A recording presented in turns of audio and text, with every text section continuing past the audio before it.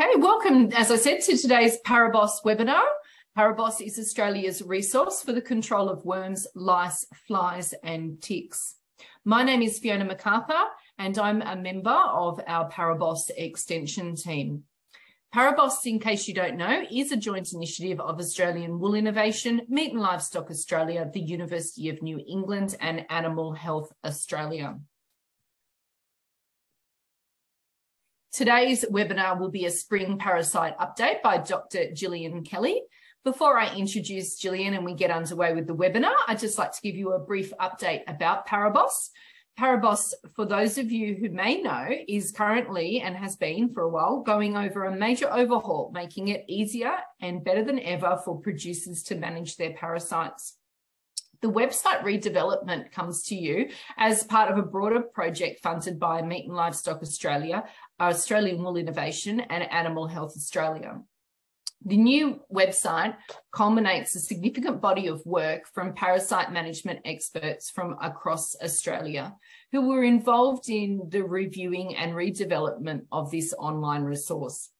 The new site, which will be launched in just a few weeks, and today Jillian is going to give us a little bit of a sneak peek of it today. She's going to be showcasing a few tools which will be very helpful for you in the parasite season ahead. After the release, if you find any glitches, we would love you just to let us know, as the first few weeks out will be a little bit of a test run to make sure it's perfect for everybody to use. So once you're online on the new Parasite website, you will find that the new website, if you're familiar with the old one, in comparison, you'll find an improved search results, improved sign-up functionality, lots of global content. There's been a tool rebuild and reskin. Interactive find and advisor map is also new. A calendar of events and all the content has been reviewed. So it's going to look a little bit different. But most importantly, it will be more user-friendly than ever to give you the answers that you need for your parasite control, especially this season. So just before we get started and introduce Jillian officially, just a little reminder, housekeeping, the webinar is being recorded. The Q&A tab, please answer all your questions in there via the Q&A tab. And our chat function, I'll be running that today, not Megan Rogers. Megan's escaping the wet weather out her far and west of the state today. So we will be running that from here. But Q&A for your questions, chat if you just need my help. So I'll just launch a couple of quick poll questions before we get started, and I'm launching them for you now. And it's, what is your industry role? Cattle producer, advisor, sheep producer, educator, goat producer or other. And where are you located? So we have Queensland, New South Wales, ACT, Victoria, South Australia, WA, Northern Territory, Tasmania, or internationally. So I've got about half those results that have come through so far. So I'll just leave the poll open for a little bit longer. The poll questions are really helpful for us here at ParaBoss. It's great feedback to know where you're all from and what your role is in the industry, so we can help better deliver the information out to you via our extension team here. But it's also really helpful for Jillian before she hops on board. We're doing multi-species and multi-parasites today, so it'll be nice to know where you're from and what your involvement with the industry is, so that she can make sure she tailors her presentation a little bit as she's going along. So I'll end that poll for you all now, and I'll share the results with you on the screen. So what is your industry role? Today we have 24% are cattle producers, 26% are advisors, 28% sheep producers, 6% education, 14% goat producers, and 22% others. And where you're all from: 12% from sunny Queensland, 50% from New South Wales ACT, 22% from Victoria, 8% from South Australia, 4% from WA, no one from the Territory or Tasmania today, and 4% are from across our seas internationally. So thank you everyone, no matter where you're from, for joining us today here at ParaBoss. So I'll just invite Jillian to share her screen with us now and to turn on her webcam so that we can see her and meet her personally. And while she's doing that, I'll just give you a little bit of background about Jillian. She's the principal veterinarian and ruminant nutritionalist at Animal Health and Nutrition AHN Consulting. think that feedback's coming from the computer. Based in Canambu in northwest New South Wales. After 6 years in private veterinary practice and 11 years with the local lounge services, Jillian struck out on her own in a business recently with the aim of bringing proactive livestock production services to cattle and sheep producers throughout Australia. She works with producers to instigate good on-farm animal health and nutrition programs to receive high levels of production. Welcome, Jillian. It's lovely to have you on board. I still have you muted. If you'd like to unmute yourself, we're ready to go. Hello. Hopefully you can hear me and see me. Great. Thank you. Great. Thanks for having me, Fiona, and good afternoon to everybody and welcome to today's webinar. Today's topic is a spring parasite update, and hopefully you'll leave here today with a few tips on how to gain an upper hand on this season's parasite party, because I think it is going to be quite the party. As Fiona indicated, I'm Jillian Kelly and I'm a vet and a nutritionist, and my business is called AHN Consulting, or Animal Health and Nutrition. So I enjoy working with sheep, cattle and goat producers. So today's multi-species topics really suited me, and at the moment I'm actually doing quite a significant amount of parasite planning with my clients to overcome the current seasonal outlook and the spring and summer conditions that we're facing. So let me charge right in to the spring worm risk for sheep and goats. I feel we're heading into an extremely risky period. So at the moment, a lot of the burdens that we're seeing are actually mixed infestations. So Blackscale worm doesn't typically like these northwest conditions because it's a bit hot during summer, but we really haven't had much hot weather over the last few years, and we've had an ideal wet winter. So some Blackscale worms really are persisting, and Barber's poleworm is just starting to ramp up after a bit of a dormant period throughout the colder months. So really remember, it's a bit hard to tell what sort of worms you've got unless you'd ask for a larval culture in addition to your worm egg count. I mean, if you open up the abomasum, or the fourth stomach of a sheep or a goat, you will see the Barber's poleworm, which you can see there in the picture on the right-hand side. You can actually see Barber's poleworm with the naked eye. So if you've got your glasses on today on the screen, you can see the Barber's poleworm there in that abomasum. They're about an inch long and about as thin as a human hair, and you can actually see the red and the white twisted, which gives them their name, the Barber's pole. But you're not going to see those black scale worms with the naked eye. So really you might miss them if you're looking for them inside a dead sheep. You really need that larval culture to get an accurate estimate of what type of worms that you're dealing with.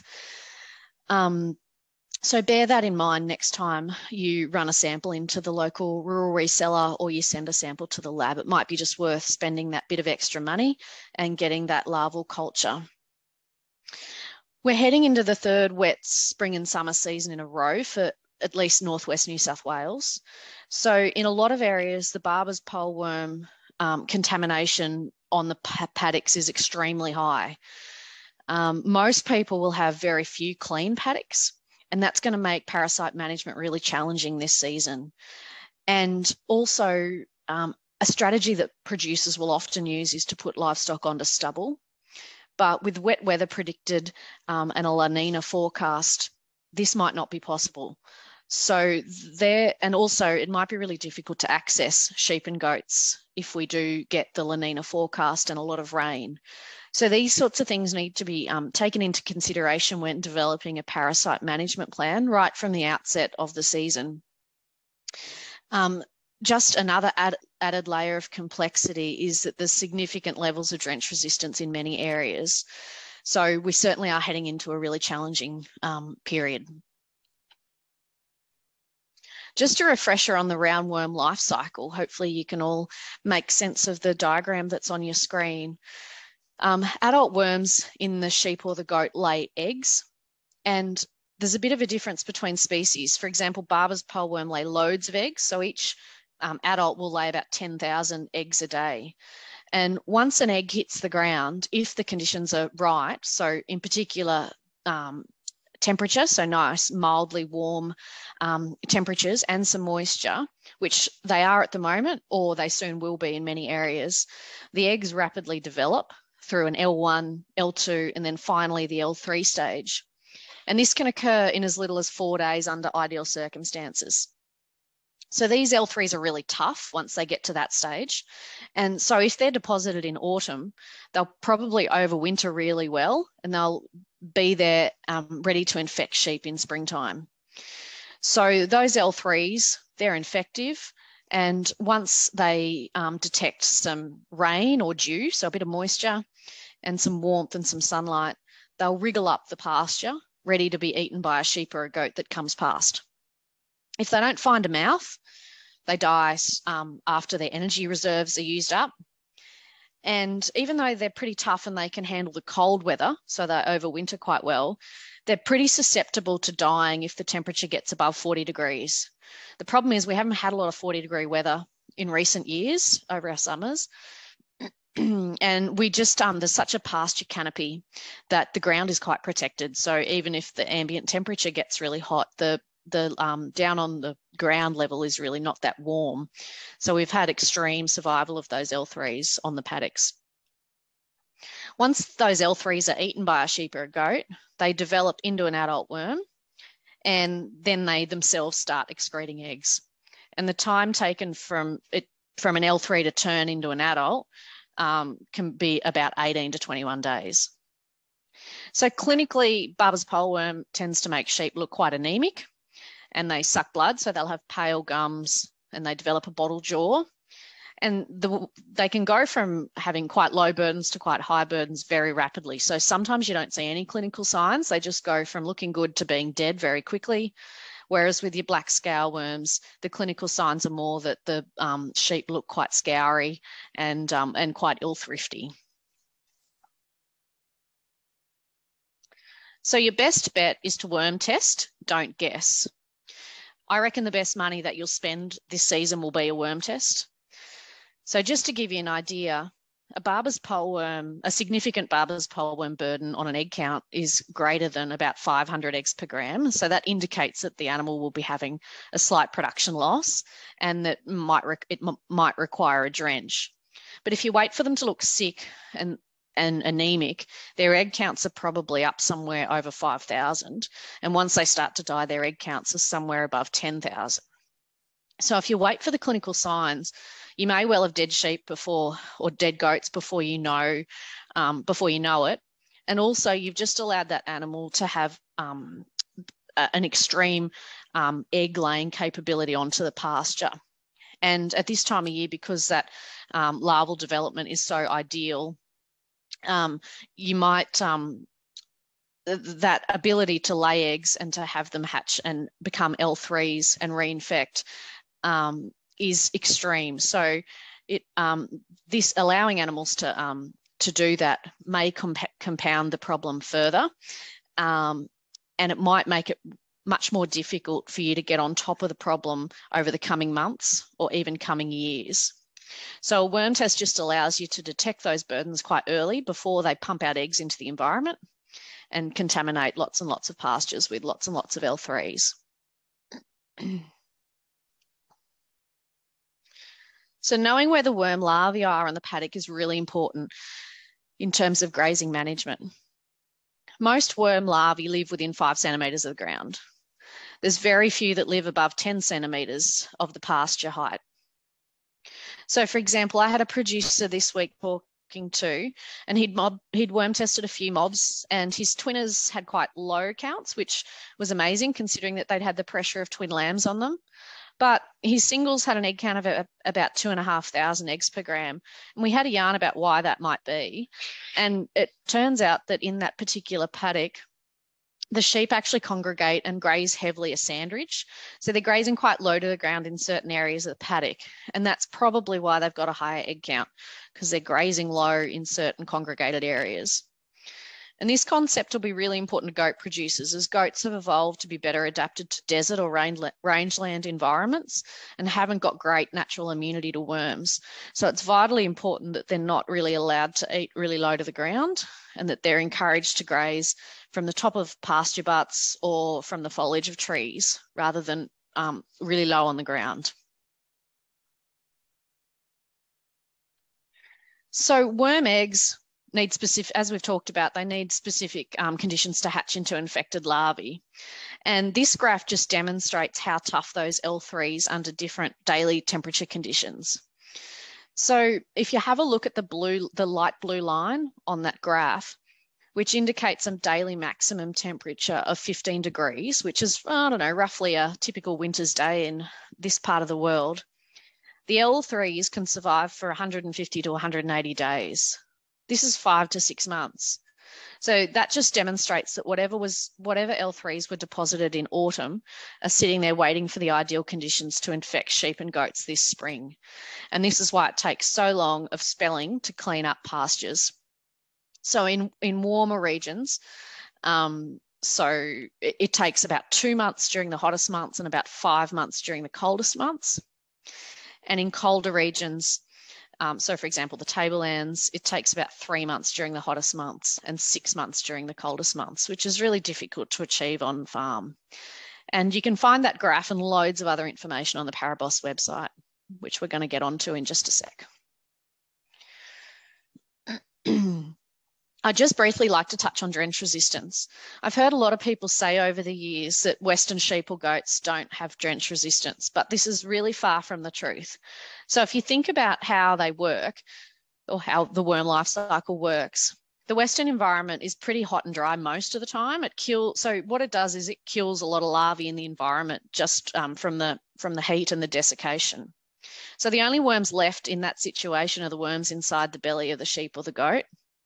And then if you're giving an ineffective drench or a partially effective drench, so for example, an old or a single active ingredient, the only worms then that survive that are the drench resistant worms.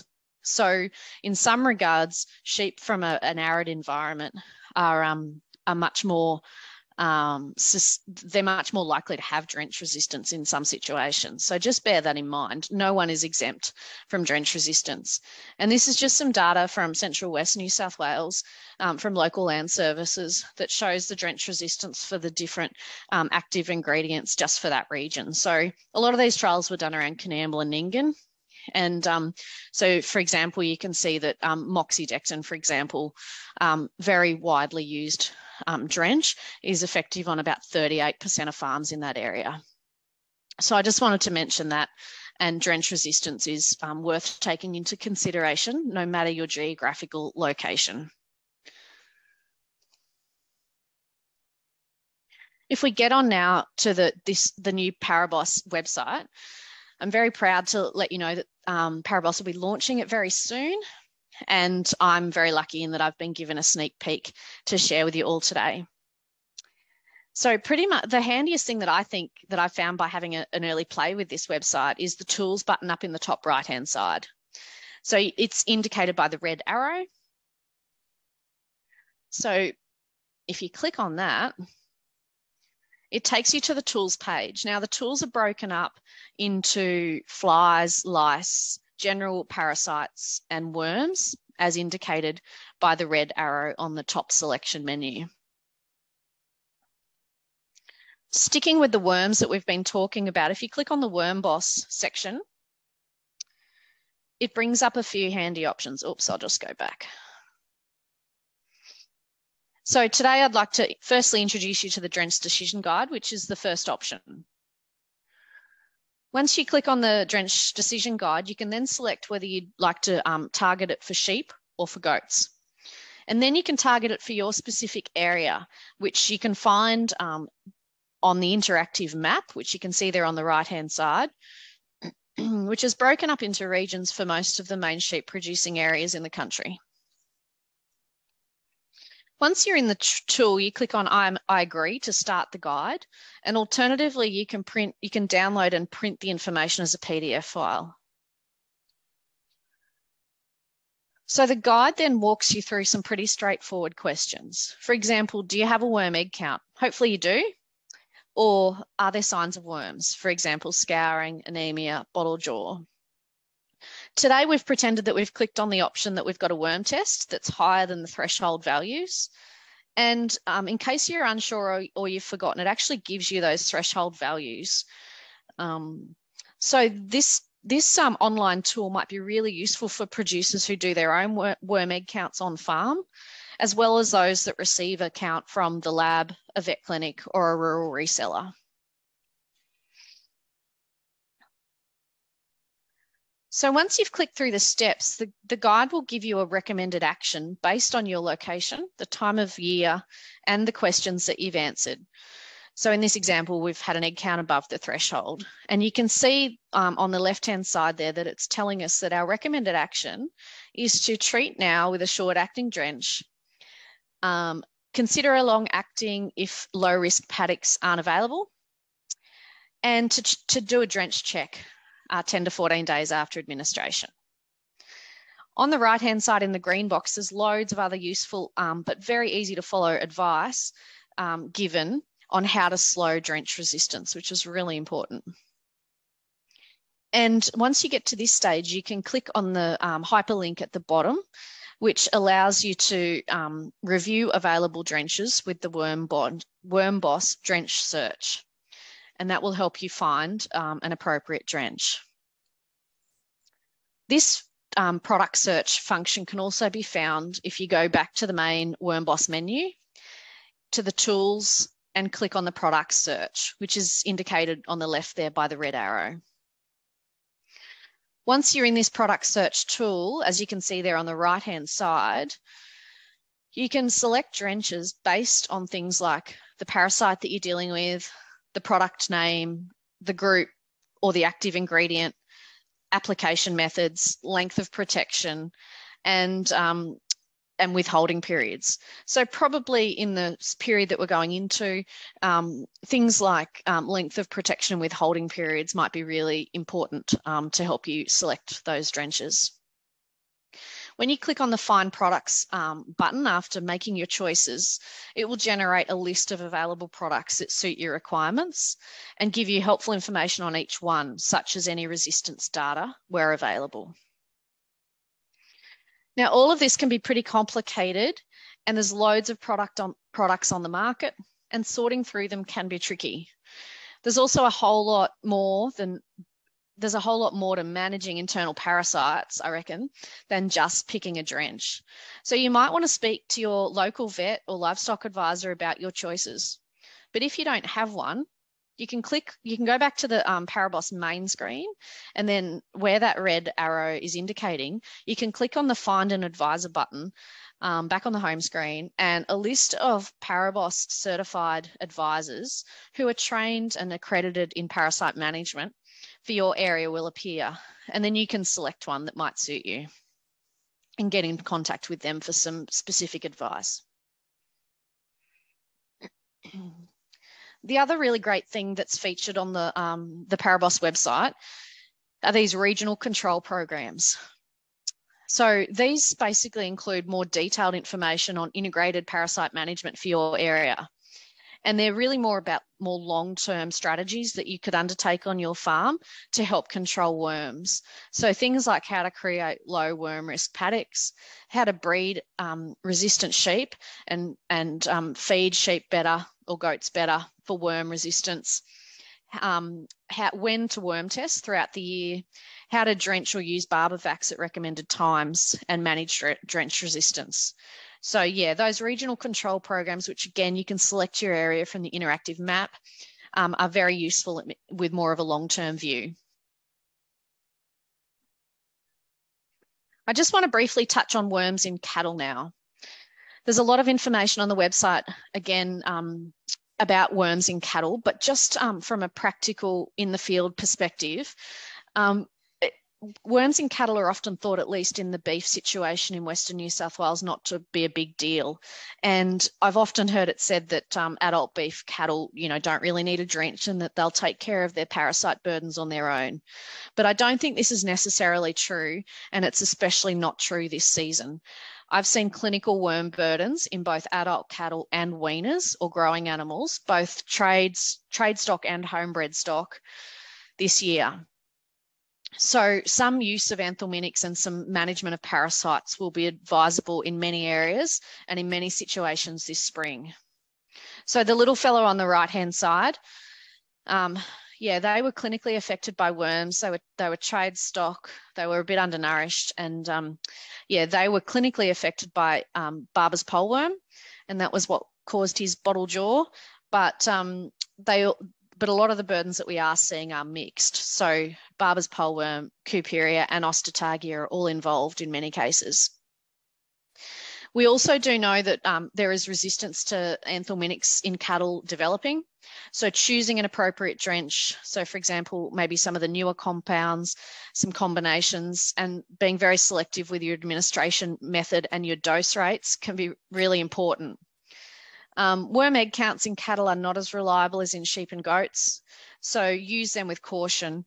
And really, this might be the case where you do seek some local advice on how, when, and what with to drench your animals. And if you'd like to use the website, that ParaBoss product search tool can be used for cattle, and that will help you bring up suitable lists of anthelmintics that might be appropriate in your situation.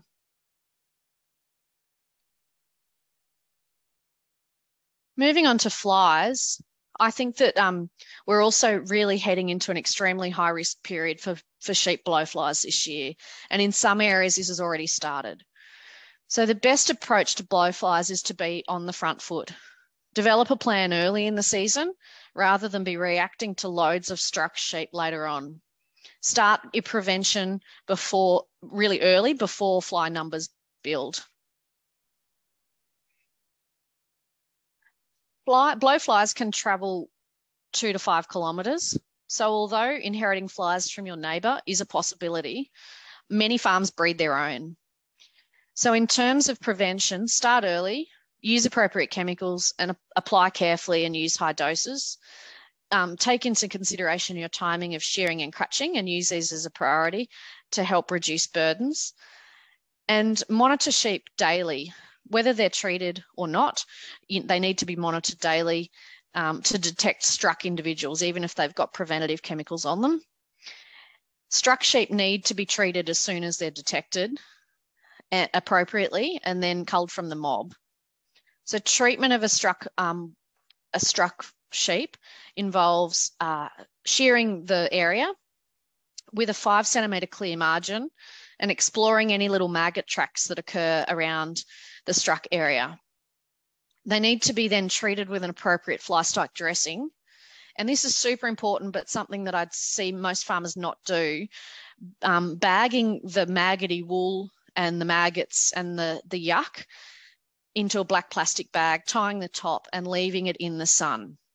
Because if you think about it, those if the animal has got a fly strike preventative chemical applied to it and the maggots are emerging while the protection period is current, those flies are chemical resistant.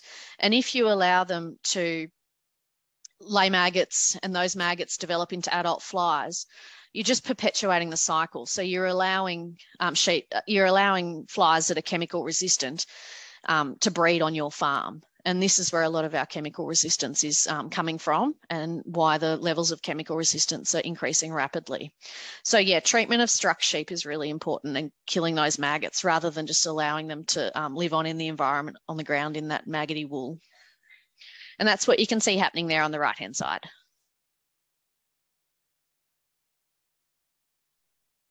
So just moving back to how the website can help you. The ParaBoss section of the website also has these handy tools. The tools button's in exactly the same spot, just color-coded for flies. And you can see that as indicated by the red arrow. So a good place to start is in the fly strike risk simulator. And this is something that I've been doing with clients at the moment at the start of the fly season. This tool takes into account the weather data for your local station. So you can see at the top there that it says the weather station is Coonamble. And then you can enter your own flocks, shearing, crutching, and chemical treatment dates, whether or not they're mulesed. And it will show you your estimated fly strike risk period throughout the year. You can then click on the box at the bottom, which is optimized timing of treatments, which can be really helpful to help you fine-tune your program. If you're then wondering about changing shearing, crutching, adding in another treatment or crutching, for example, then you can return to the main tools menu and click on the Compare Management tool. You can then play around with 2 different scenarios, and the changes to the fly strike risk will be generated as a graph when you click down the bottom on the Compare Management button. So in this example, I've really hammed it up. I've created just 2 completely different management systems just to demonstrate the 2 fly strike risk profiles as demonstrated by the blue and the red lines. But practically on your farm, it's probably that the mulesing situation won't change. The shearing dates probably will stay the same. And you might just be playing around with the chemical treatments, or you might be considering changing your farming calendar and looking at how those different shearing dates will influence your fly strike risk. So it's quite likely that in a real situation, if you're playing around with this, there won't be so much variation between the scenarios, but you can do whatever you like and you can play around with it as much as you like.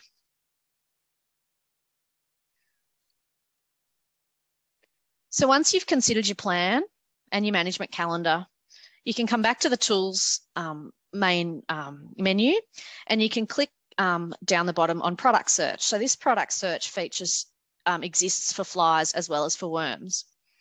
So it's pretty great because you can select products based on active ingredient or group, which is especially handy if you know that you've got resistance to some fly products.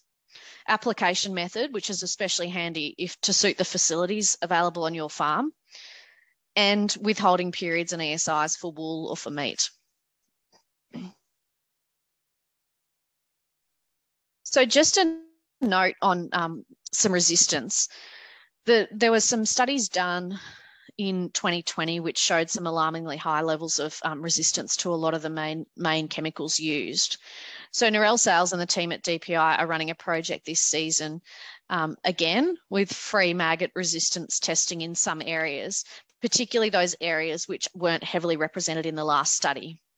If you're not included in those free areas, the test costs about $350 to $400, but tests those 5 major chemicals that are used in fly strike prevention, and that can be really helpful and really great information to have on your farm to help you plan for future fly strike risk periods.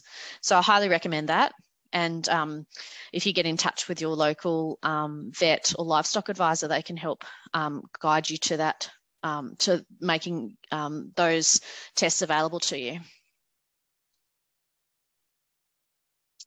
And just finally on the flies, this is the other really proactive thing that's happening. AWI are running Simplify workshops. These will help producers develop property-specific fly strike management plans and calendars.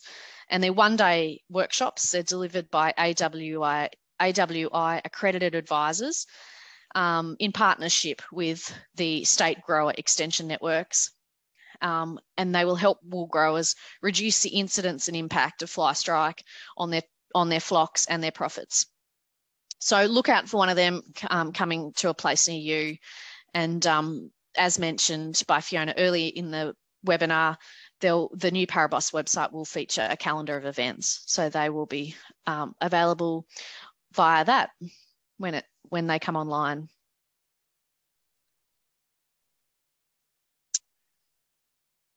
Now back to the website, if we click on the LiceBoss section of the website, again, the tools button is in the top right-hand side. It's just color-coded red for lice. And there are a lot of lice treatment decision guides, and depends whether you've got ewes and lambs, long wool. There's an awful lot available for lice, which in the interest of time, I won't go through in any great depth today.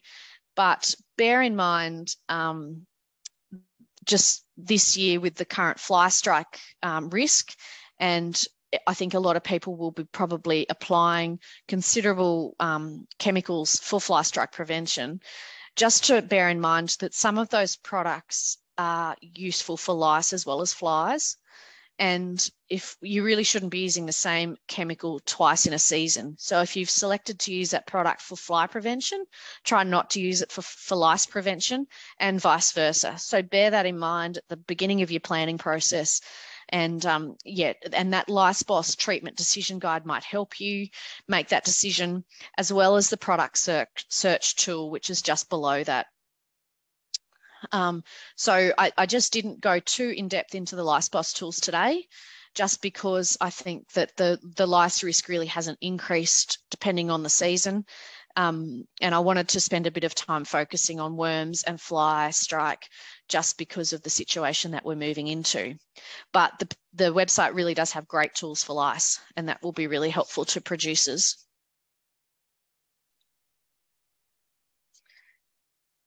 And finally, there is a section for ticks. So the tick box section, the tick boss section of the website is color-coded green. And again, the tools button is in the same spot, in the top right-hand spot. Probably the most useful section of this area of the website is going to be, again, the ParaBoss product search, where you can look for products that are suitable for treating cattle tick, bush tick, paralysis tick, or flies.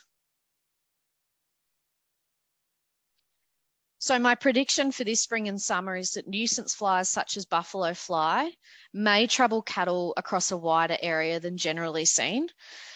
We saw that last summer and autumn, and we may see it again this summer, depending on the weather and how the winds blow. But keep a lookout for them.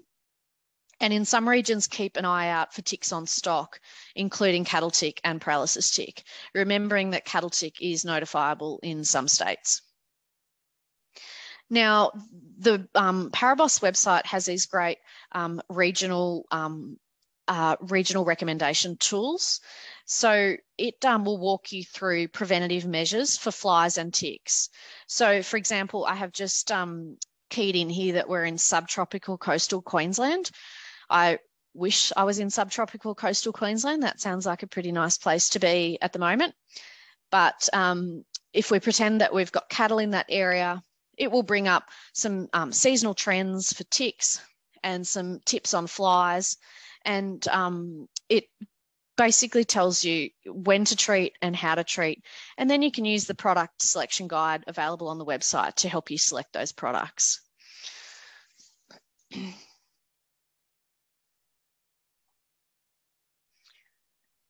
So just briefly, we've covered a lot.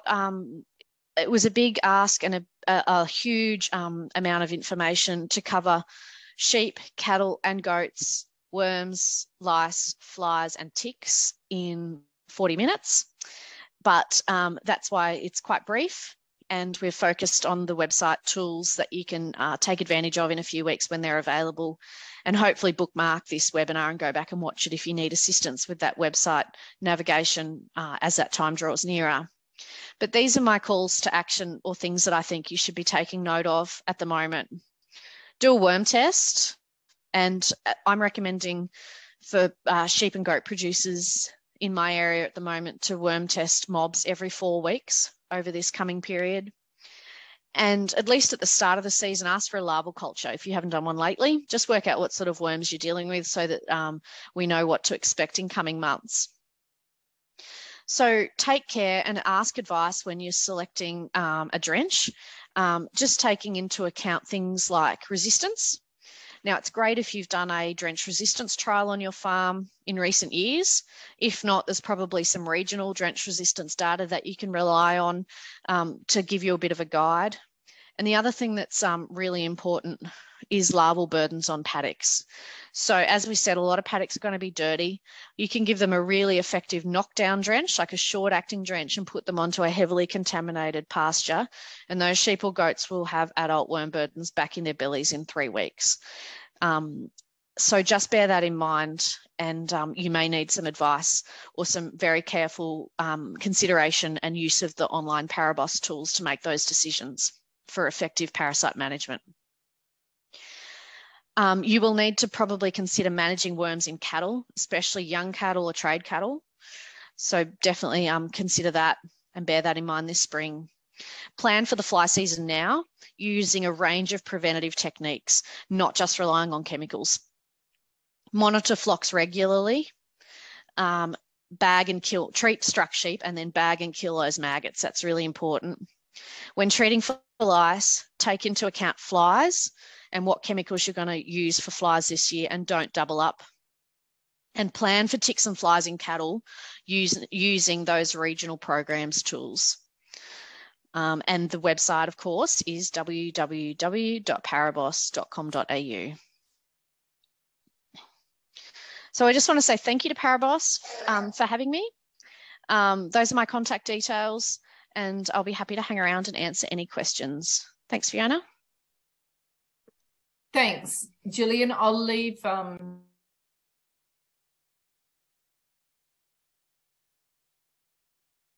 you there, Fiona?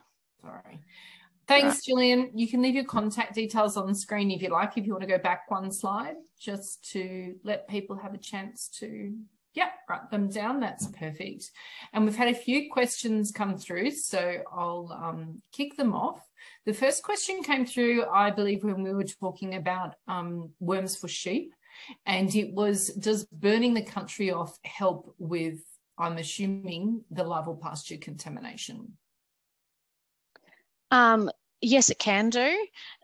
Just because you're removing that protective, the pasture mat, and you're exposing those larvae to much more of the elements. So they're much more exposed to desiccation and things like that. So yeah, in some circumstances it can help. It depends a little bit on the situation and the environment, but it can be helpful. Thank you.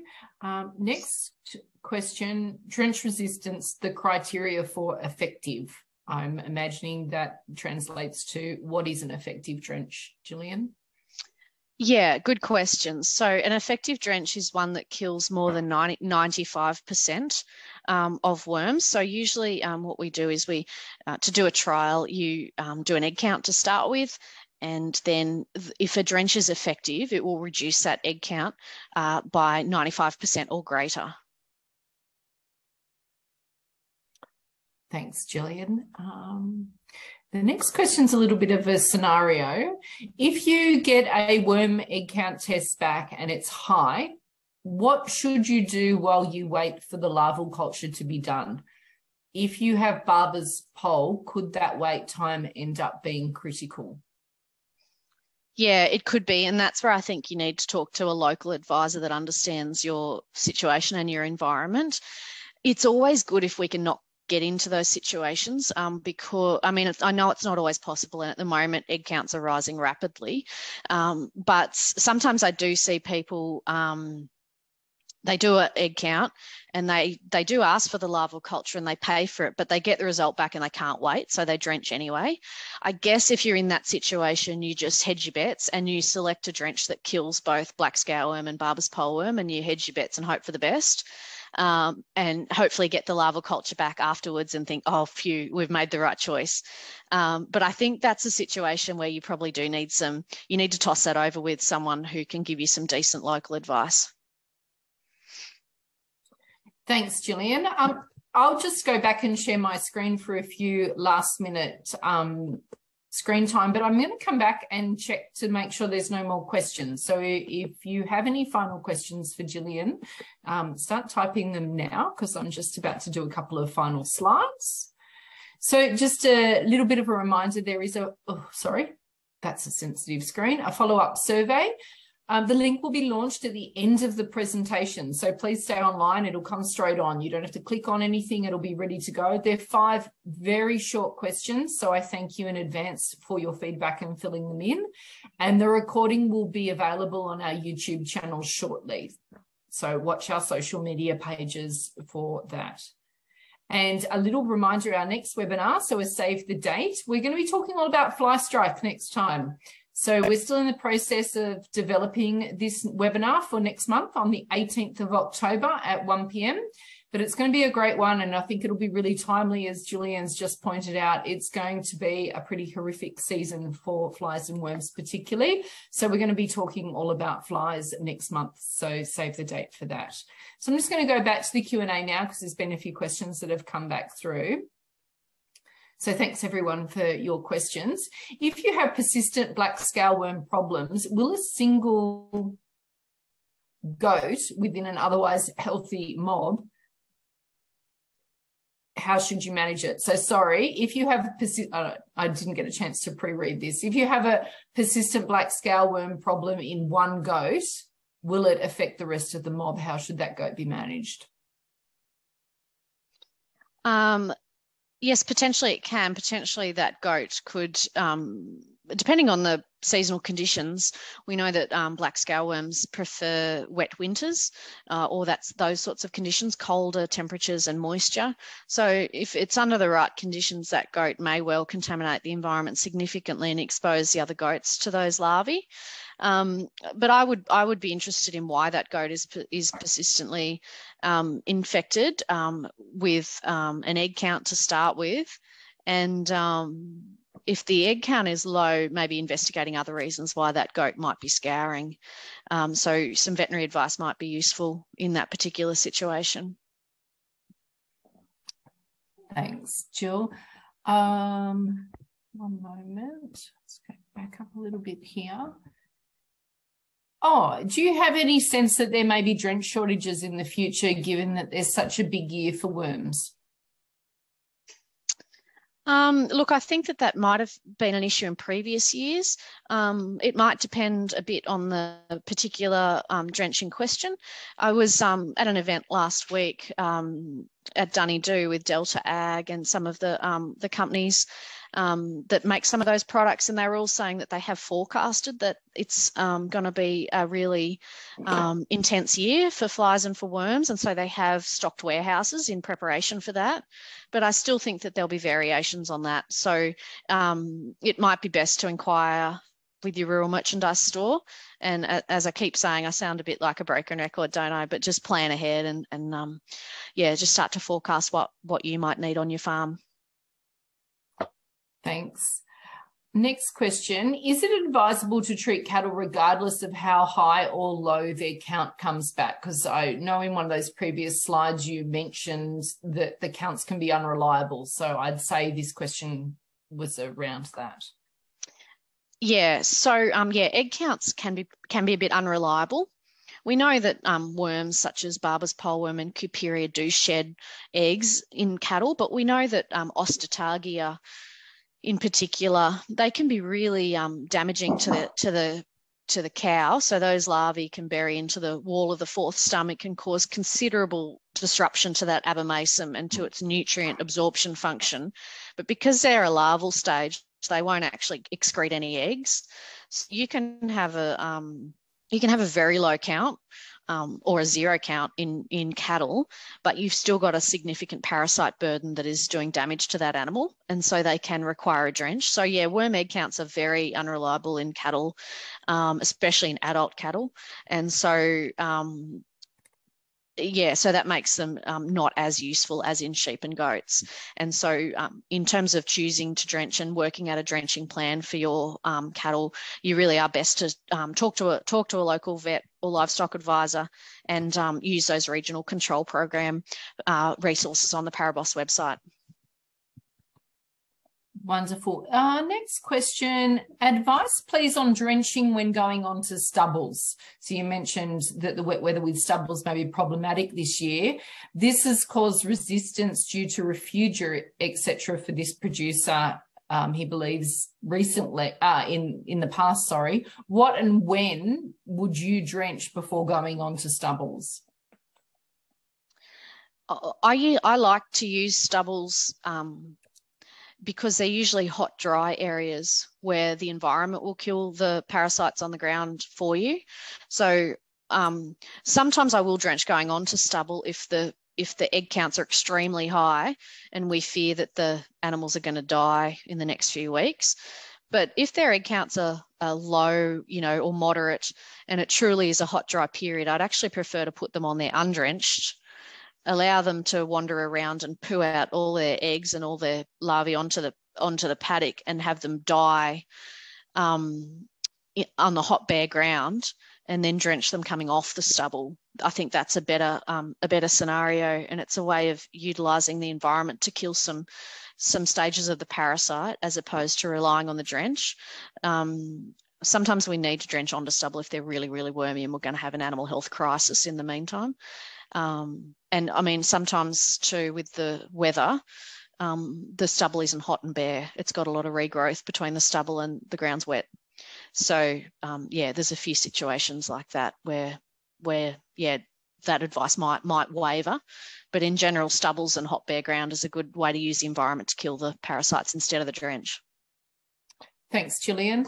The next question is, would you recommend doing another worm test after drenching? If so, how many weeks after drenching should you test? And before you answer, I will just tell Laura, who's asked the question, that if you Google drench test on the ParaBoss website, a lot of information will come up to that so that you can follow up on it after Jillian answers your question. Thanks, Laura. Yeah, thanks, Laura. I think I mentioned that in one of the slides, but yeah, a drench test is really useful 14 days after drenching. Yeah, 10 to 14 days, but usually 14 days. And if the drench has done its job, the egg count should be 0. That's what you're aiming for. But if it's not 0, then yeah, you've got some resistance or something's happened with dosing or something like that. But that's very useful information to compile and to keep a record of, so that yeah, you're starting to develop a bit of knowledge about what drenches work on your farm. Thanks, Jillian. I'm interested, this is one from Amanda, in feeding, so nutrition for worm management. Where would be a good place to find out more information about nutrition for worm management? Well, there's a huge amount of resources and articles and things that have been written by experts in this field on the ParaBoss website. For example, there's a lot of, I remember reading a lot on ParaBoss about the influence of feeding the trial work that they did where they fed higher levels of energy and protein to animals, and how that influenced egg counts. So that's really fascinating, and that's always interested me. Yeah, just by improving nutrition, you can actually drop egg counts. And so, yeah, I mean, and the reason for that is because an improved plane of nutrition just helps immune systems. And when you've got a better immune system, you're going to be more resistant to parasites establishing in your belly. And secondly, the egg producing capability of those parasites will be diminished. And also you're just going to look more resilient and be tougher in the face of a worm burden. So the animals will look less clinically affected. So yeah, there is a considerable amount of information on the ParaBoss website. And a lot of those wonderful people who have contributed to that knowledge have been involved with the ParaBoss development of those resources over many years. Thanks, Jillian. And our final question comes from Steve, which is a great question I've never heard asked before. So good one, Steve. Is a actual drench or a pour-on better for preventative in worms in cattle? Look, so there's been a lot of trial work done, particularly some trial work out of New Zealand, which suggested that an oral drench is better than a pour-on, and injectables are also better than pour-ons. Yeah, but I hope that helps influence your decision.